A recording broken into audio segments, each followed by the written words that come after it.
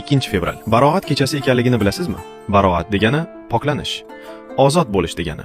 Ya'ni gunohlardan poklanishdir. Chunki bu kechada Alloh taolo mo'min bandalarni gunohlardan poklab, do'zaxdan ozod qiladi. Inson umri rizqlari taqdir qilinadi, ya'ni belgilanadi. Sha'bon oyining yarmi 15 kuniga to'g'ri keladigan bu kecha Rasululloh sallallohu alayhi va sallam hijratning 2-yilida aynan shu davrda qibla Baytul Maqdisdan Makka Baytulloh tomonga o'zgartirilgan. Musulmonlar taxminan 16 oy davomida Masjidul Aqso tomonga namoz o'qib kelgan edilar. U kechaning bir necha nomlari bor.